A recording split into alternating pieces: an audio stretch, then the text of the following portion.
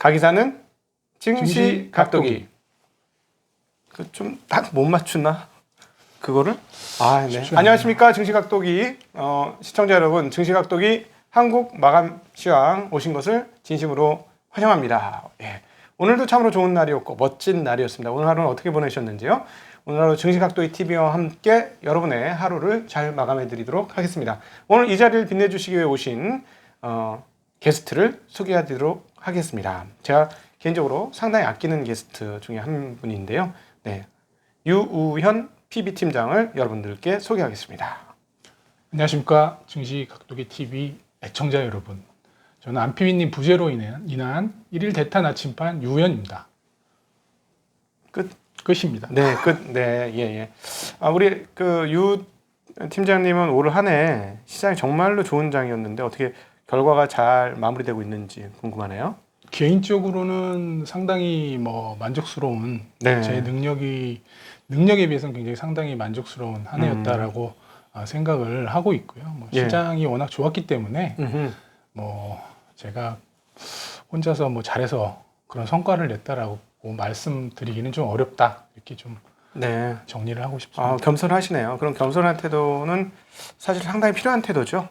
시장이 한 60 정도의 성과를 만들어줬다. 내준 게 아닌가 그렇게 네. 생각을 하고 있고요. 그럼 나머지 40은 본인이 했다고? 아니죠. 나머지 이제 40은 네. 여기 옆에 계신 곽상준 각도기님께서 도움을 많이 주셨다. 아, 이렇게 아니, 정리를 하겠습니다. 진짜 우리 이런 아부는 아닙니다. 이런 뼛속까지 스며든 이런 아부의 느낌 이런 거 좀 없애면서 사는 정말 정의로운 사회 한번 만들어 봅시다. 그런 거 말고. 아부는 아니고요. 실제로 네. 도움을 많이 받았기 때문에 제가 또 아니 내가 때문에 이렇게 도와줘도 잘 따라하지 않는 것 같던데? 아닙니다. 최근에도 엘모 바이오 그 종목으로 그런 거 얘기하지 마. 안 돼. 죄송합니다. 네. 그런 얘기는 하지 않도록 하겠습니다. 그거 그냥 엘모 바이오라고 했는데 그게 나한테 얘기도 안 하고 했었어? 얘기했습니다. 그래요? 네. 네. 다행입니다. 네, 도움을 받으셨다니. 그럼요. 저희 증시각도 TV 잘하고 있나요? 현재 네. 굉장히 잘 하고 계신다. 이거 봐. 이건 뼛속까지. 특히 인사이트. 인정 못 하겠어. 인사이트하고 네. 책 소개하는 부분. 예. 굉장히 네, 감사합니다. 좋게 보고 저희 있습니다. 악점이 뭔지 잘 알고 제가 또 계시고. 댓글도 많이 달고 있습니다. 네, 시청자 분이시니까 제가 조심하겠습니다. 네. 시청자입니다. 겸손하게 하겠습니다. 제가. 네. 자, 오늘 시장 마감하면서 여러분들 만나도록 하겠습니다. 오늘 정말 뜨거웠던 장이었어요.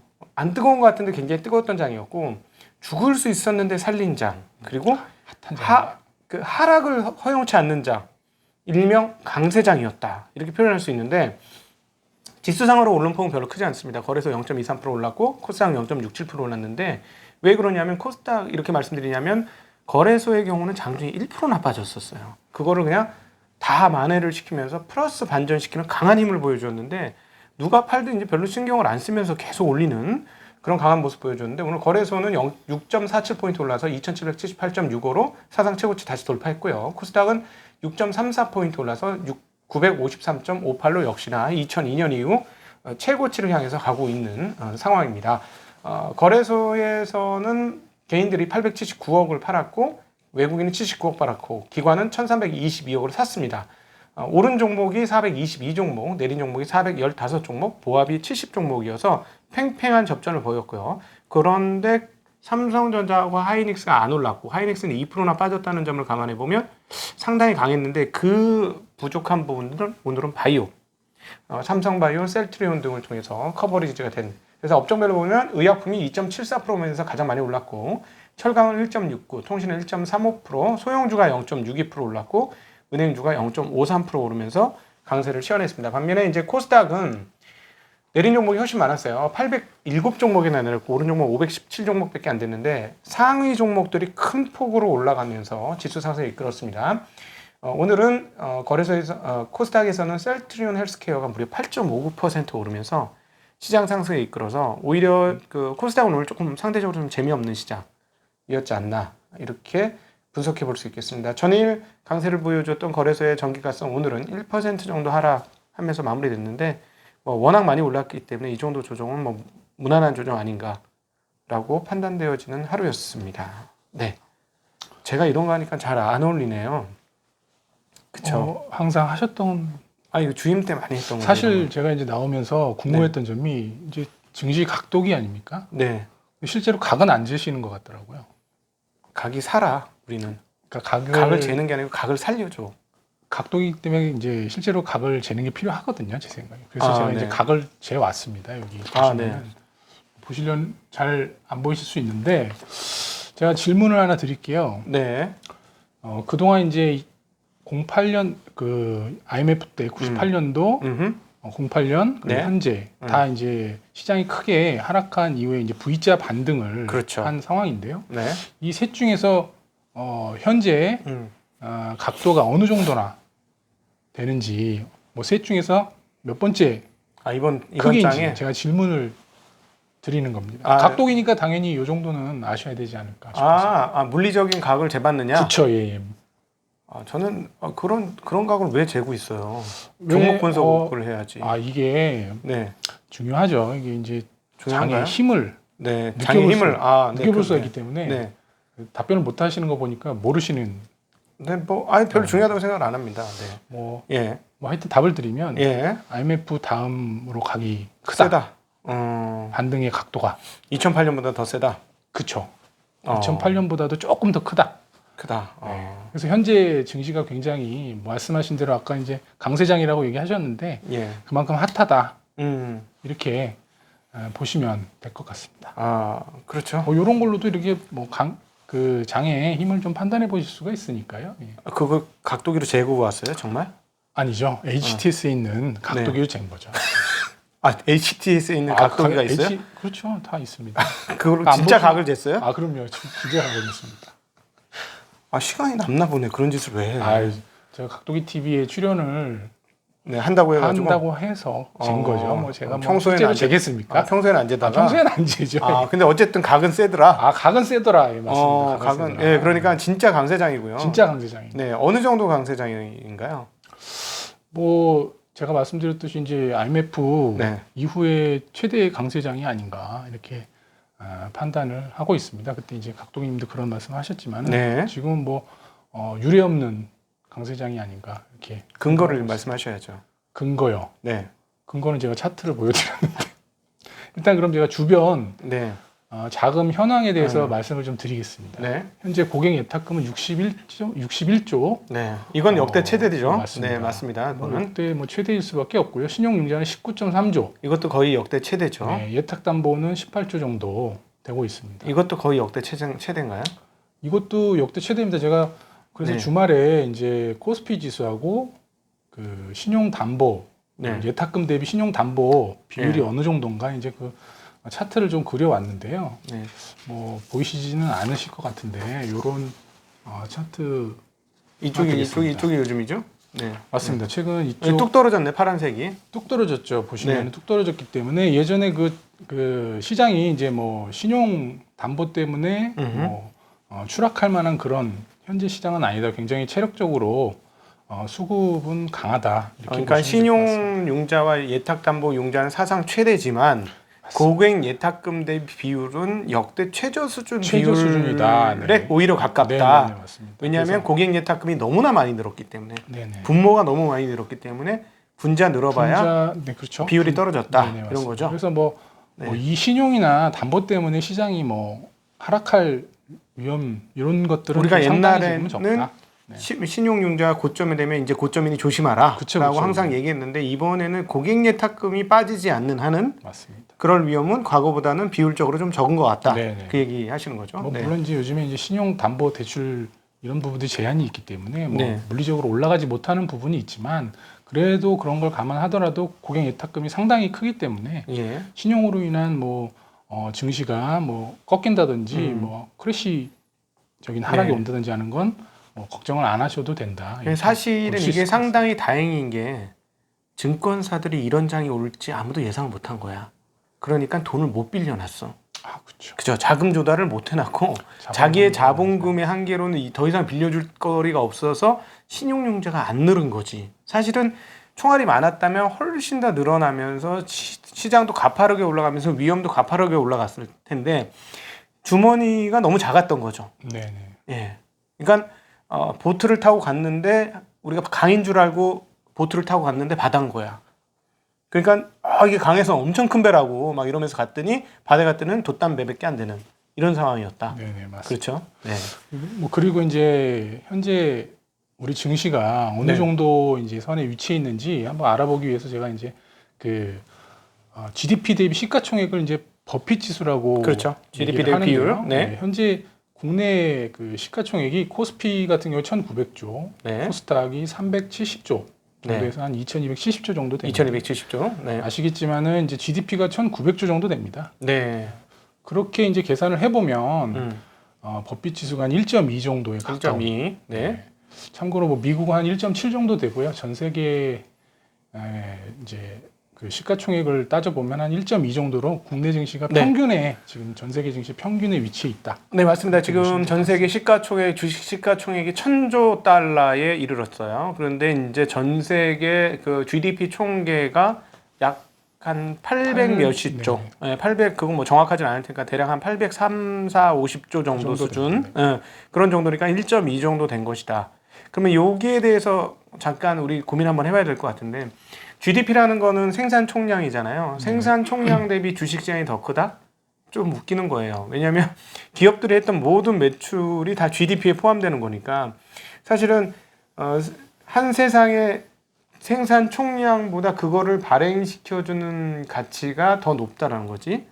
그런 거죠. 1년 매출보다도 주가가 훨씬 더 높다라는 거예요. 네네. 네, 그러니까 이게 그 조금 과열이라고 분명히 볼 수 있는데 제 생각에 요 비율만 봐서는 과열이에요. 근데 최근에 통화량이 늘어나서 이쪽으로 더 쏠렸다, 자산시장으로 더 쏠렸다라는 거를 어느 정도 쳐줘야 할 것이냐에 따라서 이번 과열에 대해서 달라진다는 거. 그래서 사실은 주말 동안에 계속 생각이 들었던 건데, 지난주에 했던 파월 의장의 말이 계속 머리에서 떠나지 않는 거예요.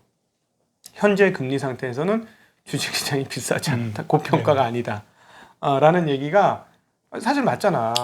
0%면은 세상에 비싼 자산은 아무것도 없는 거예요. 그렇죠. 예. 지금 뭐 예전과 다르게 뭐 이제 2000년도, 08년도, 18년도에 이제 GDP 그 버핏 지수가 1을 넘었었던 적이 있었는데 그때랑은 이제 지금 좀 이제 금리 상황이 좀 다르고 이 GDP라는 게 사실 완벽한 지표는 좀 아니거든요. 네, 뭐 그렇죠. 거기 이제 포함이 안 되는 부분들, 이제 화폐로 평가되지 않는 부분들은 또 이 GDP에 산정이 안 되기 때문에 우리 최근에 뭐 데이터 관련된 것들 그런 것들은 이제 화폐로 표현이 안 되거든요. 그래서 뭐 그런 또 이제 무형 자산들, 무형으로 이제 부가가치가 창출되는 부분들은 또 이제 포함이 안 되기 때문에 이건 참고 자료로.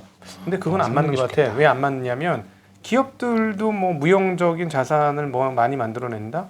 좀 아닐 것 같거든. 항상 기업들은 숫자로 표현되니까 GDP 산정 대비 GDP 대비 몇 배가 과거 대비 그 고평가냐는 거를 보는 거는 뭐 합리적인데, 문제는 뭐냐면 그 예금 금리 상황이 이 비율이 고평가다 저평가다를 얘기할 때 가장 강력한 변수이고, 지금은 금리가 너무나 낮기 때문에 굉장히 애매한 상황이다. 그리고 이걸 또 뒤집어 보면 결국 어떻게 금리가 올라오면 판은 바뀔 것이다 라고 정리할 수 있겠죠. 그렇죠. 예. 금리가 올라오면 또 상황은 완전히 바뀌게 되는 건데, 금리는 당분간 안 올리겠다 라고 얘기를 한 상태고. 맞습니다. 네.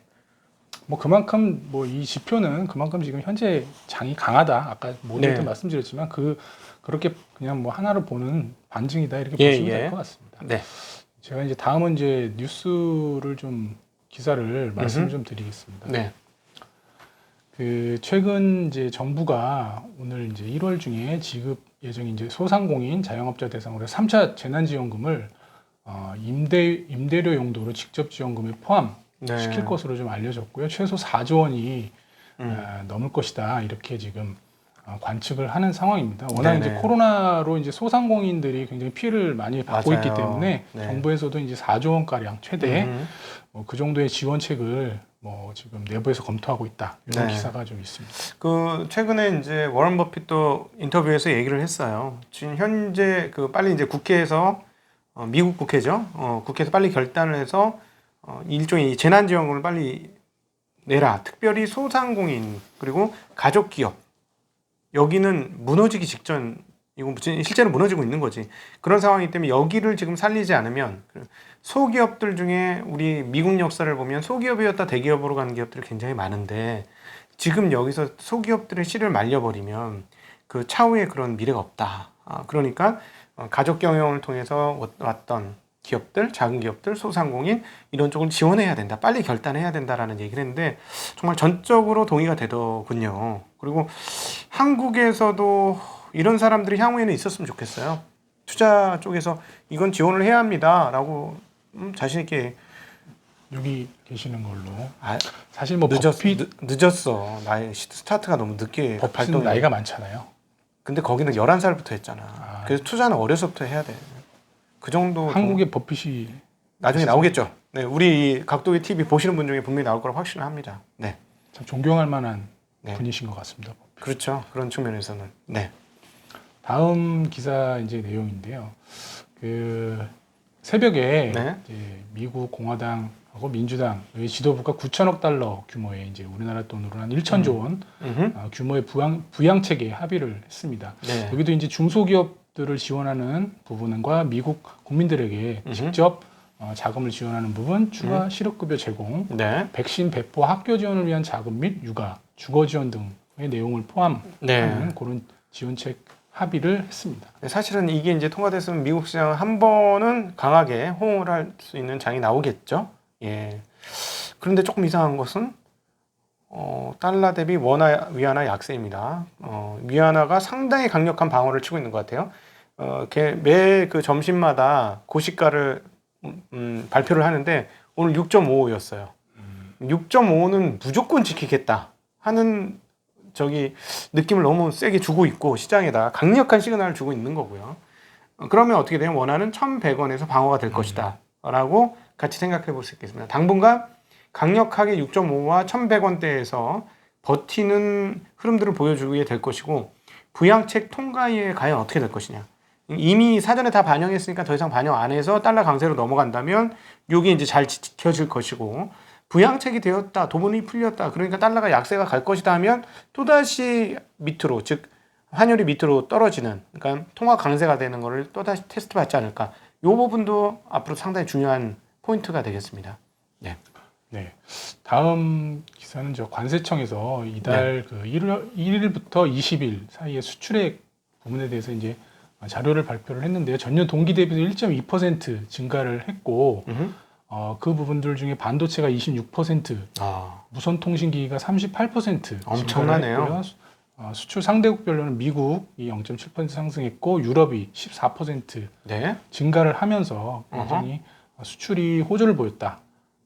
네. 또 중국은요? 중국은 마이너스 2.3%로 수출이 약간 감소했습니다. 오히려 네. 이 부분은 아마 그런 그쪽 요인이 있지 않나. 네. 베트남은 굉장히 많이 늘었죠? 베트남은 25% 정도 네. 수출이 증가하면서 굉장히 좀 수요가 강하게 좀 살아나는 그런 결국은 국가 중에 하나다 이렇게 보시면 될 것 같습니다. 베트남은 우리나라 무선 통신 기기를 많이 팔았다는 얘기네요.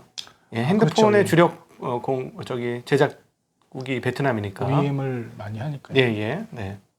다음 기사는 이제 세제 그 장기 보유 주식에 대한 세제 지원 검토 기사입니다. 네. 이제 최근에 뭐 2023년도부터는 이제 그 소득에 대해서 뭐 주식 양도 차익 부분이나 금융투자 상품 소득에 대해서 이제 그 5천만 원까지 네. 과세를 이제 그 하지 않는 부분들이 이제 앞으로 시행이 될 텐데요. 그래서 이제 정부에서는 기재부에서는 이제 요 부분들을 장기 투자를 권장하기 위해서 네. 그쪽 부분에서 이제 그 세제 혜택을 주기 위해서 이제 내년부터 그런 부분들을 이제 확정해서 발표할 계획이다라는 기사가 있습니다. 이거 꼭 했으면 좋겠습니다. 왜냐하면 개인 투자자들이 장기 투자를 해야 좋은 결과를 얻을 수 있는 가능성이 월등히 높거든요. 그래서 저는 이거 꼭 좀 해주셨으면 좋겠습니다. 개인 투자자들이 샀다 팔았다 해가지고는 너무 가능성이 적어요. 맞습니다. 제가 보기엔 그건 아닌 것 같아요. 그렇게 해가지고는 트레이딩으로는 개인들은 수익이 저는 못 낸다고 보고요. 별로 진짜 극소수를 빼고는 어려우니 괜찮은 기업 들고 가면서 1, 2년씩 들고 가서 그 기업이 성장하는 과실을 따먹는 이게 가장 좋아서 진짜 이 장기 보유 공제를 해주시면 상당한 뭐라 그럴까 그 장점을 제공해 주는 거라는 생각이 들어서 꼭 그렇게 해주셨으면 좋겠습니다. 네. 뭐 요즘에 뭐 동학개미들이 굉장히 힘이 세니까요. 네. 되지 않을까. 이건 좀 해줘야 돼, 진짜. 네. 좀 시간이 없으니까 제가 예. 다음 그 이제 연말은 배당이 굉장히 또 이제 이슈가 되는 시기인데요. 네. 배당 수익률 관련해서 예상치가 좀 나왔는데 하나금융지주가 5.9%, 네. 기업은행 5.6%, 신한지주도 5% 이상의 배당 수익률이 예상이 된다. 네. 이런 기사 내용이 있고 현대중공업 또한 6.4% 네. 되는 배당 수익률이 예상이 되고 SK텔레콤이 4.2% 정도 나올 것으로 그렇게 이제 예상이 되고 있습니다. 네. 이거 의외로 올해 배당 관련 주식들 주가 안 올랐어요. 배당 투자 가능합니다. 지금도. 쫙 불러주시죠 한번 종목들. 지금 부르르 빨리. 배당 주식들. 배당주들이 뭐 JB금융지주 같은 경우에 5%, 5.7%, 네. BNK 금융지주가 5.74%, 네. 우리금융지주가 5.38%, 삼성증권이 5.2% 정도. 네. 네. 그리고 메리츠증권이 5%, 네. 포스코 인터내셔널이 5.13%. 네. 배당 수익률이 예상되고 있습니다. 네. 예. 다음 기사는 이제 차세대 전지인 전고체 배터리 상용화 전쟁의 서막이 올랐다라는 기사인데요. 예. 2001년도부터 본격적으로 개발 경쟁이 벌어질 것이다 이렇게 전망을 하고 있습니다. 발단은 이제 일본 도요타에서 이제 내놓겠다고 했어요. 내놨습니다. 그 800km 한번 충전해서 800km 갈 수 있는 시제품을 공개를 했고 내년 중에 뭐 양산까지는 아니지만 뭐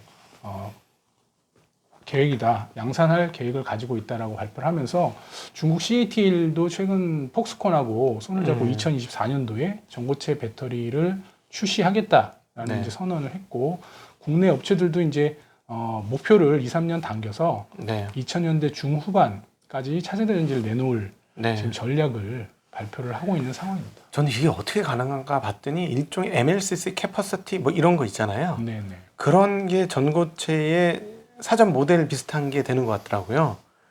그거는 이렇게 네모네모 하잖아. 그러니까 그걸 예를 들자면 원통 배터리를 수천 개씩 박아 넣는데 그거를 수만 개나 수십만 개를 박아 넣는 것도 그것도 방법이 되겠구나. 그런 식으로 하면 전고체 배터리가 불가능하지 않겠구나 하는 생각이 들었어요. 뭐 슈퍼 캐퍼시티 뭐 이런 것들 있지 않습니까? 그거를 잘 이용하면 그런 것들이 가능하겠다라고 보여서 생각보다 이거 빨리 되면 제가 지난번 저희 이제 자동차 특집 한번 했었어요. 권순장의 브릿지 찾아보시면 제가 수소차냐 전기차냐 해갖고 자동차 특집 했는데 거기 와서 저는 수소차의 가장 큰 난점은 공간을 뺏어 먹는다라는 말씀을 드렸고 그리고 전기차는 지금 당장에는 거리가 안 되지만 이 전고체 배터리 나오는 순간부터 거리가 역전 또는 근사한 수준까지 근사치까지 올라가기 때문에 수소차는 대형 쪽으로 갈 것이다 라는 말씀을 좀 드렸거든요. 그래서 진짜 전고체가 이렇게 빨리 나오게 된다면 이제 수소차는 에너지 그 저장 그러니까 제가 이렇게 표현을 했습니다. 수소는 치즈, 전기는 우유라고 했어요. 그래서 우유가 좀 더 보편적으로 쓰이고 치즈는 치즈 그 우유를 응축할 수 있는 데 분명히 쓰일 것이다 라고 해서 조금 시장을 다르게 왔거든요. 그래서 그거 한번 참고해 주시면 좋을 것 같습니다. 네. 다음은 그 미국 전기차 업체인 테슬라 관련된 이제 기사입니다. 예. 드디어 S&P 들어갔죠? 네, 오늘 이제 밤에 편입이 네. 되는데요. 전장에서 뭐 전주에 뭐 큰 폭의 상승을 좀 했습니다. 인덱스 네. 펀드가 막판에 주식을 수십억 달러 쓸어 담으면서 네.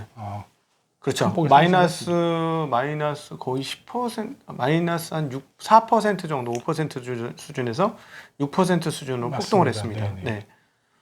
사상 최고가 695달러로 마감하면서 장이 마감이 됐고요. 근데 이제 이 부분에서 고점 논쟁이 굉장히 지금 굉장히 뭐 핫하게 이제 나오는 상황입니다. 네. 뭐 수급 그렇죠? 측면에서는 이제 테슬라를 좋아했던 투자자들이 이제 기존에는 매수를 했던 건데 이제 S&P 지수 편입으로 이제 ETF나 인덱스 펀드 투자들도 사실은 뭐 테슬라가 좋아서 투자를 한 건 아니고 이제 비자발적으로 그분들도 테슬라 주주가 되는 거거든요. 그래서 네. 더 이상 이제 비싸게 사줄 그런 수요가 좀 감소할 수 있다라는 측면에서는 조금 이제 주의가 필요하다. 상승 각도는 뭐 네. 예전만 못할 수 있고 하락할 수도 있는 단기적으로는. 네. 네, 겁나죠. 그렇죠. 겁나죠. 이 종목은 얘기하기가. 마지막 수요자가 공매도 했었던 이제 숏 커버링 수요가 나오면 이게 대시세를 낸다. 장식하는 게 아니냐 이런. 잠깐 설명드리면 공매도했던 사람들이 스퀴즈를 당하는 거예요. 막 찍어 눌림을 당해서 더 이상 견딜 수가 없어서 마진콜을 당해서 사서 넘겨줄 때 주가 가장 큰 폭으로 오르는 경향성이 있습니다. 바로 그거를 잠깐 얘기했던 것이고요.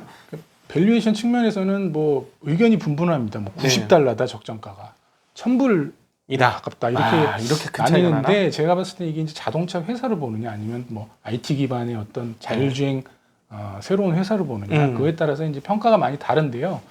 그렇다 하더라도 사실 테슬라 포가 현재 한 200 정도 되는데 굉장히 좀 과도한 측면이 있습니다. 뭐 우리가 이제 테슬라를 그 미국의 이제 빅5 나스닥에 있는 빅5 회사랑 비교해 봤을 때 애플이라든지 그런 뭐 아마존이라든지 그런 빅5 퍼가 한 45 정도 지금 평가를 받고 있거든요. 근데 200배, 250배는 피어 그룹을 그렇게 놓고 봤을 때도 굉장히 좀 과도한 측면이 있는 게 아니냐. 빅5보다도 월등하게 높은 밸류에이션이다. 코스톨라니의 개와 개주인의 비율로 좀 보자면 이 개가 지금 주인을 버리고 도망간 상태가 아닌가라는 판단이 들 정도로 굉장히 괴리가 많이 벌어져 있습니다. 네.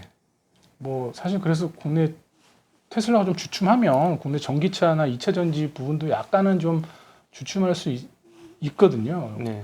그렇기 때문에 거기에 대한 주의가 필요하다. 그렇죠. 그때 또 없으신 분들은 그 기회를 또 삼아서 국내 2차 전지나 전기차 관련된 종목들을 편입하시는 것도 상당히 뭐 기회가 되지 않을까 이렇게 생각을 하고 있습니다. 보통 S&P 들어가고 나서 보통은 빠졌어요.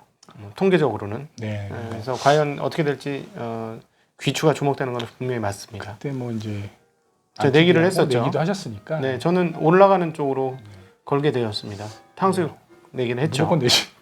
무조건 내야 돼요, 제가? 올라가지 않을까? 내가 진다고요? 그렇죠. 뭐 모르죠, 그거는. 네. 저는 안피비한테. 네. 오케이. 예. 다음은 그 이제 CNBC에서 이제 나왔던 기사인데 암호화폐 데이터 공급업체인 체인엘리시스에서 그 암호화폐 시장의 큰 손들이 지금 때로 몰려들었다 이런 기사를 좀 냈습니다. 맞아요. 9월 이후 지난 석 달간 엄청나요. 비트코인을 사들인 규모가 거의 115억 달러에 다다른다 이렇게 말을 기사가 나왔습니다. 이 금이나 달러를 대체하는 투자 자산으로서의 좀 맞아요. 그거예요. 있는 건지. 왜냐하면 달러 약세 때문에 금에 갈 수 있었는데 미국 정부가 그 증거금과 레버리지 비율에 대한 압박을 가하면서 금값을 한번 찍어 눌렀습니다. 2011년에도 한번, 2013년도인가 14년도에도 한번 그랬었는데요. 이번에도 또 그런 것 같고 그렇게 되다 보니까 약간 풍선 효과 비슷하게 비트코인이 훨씬 더 올랐는데 자꾸 비트코인이라 그러니까 그런데요.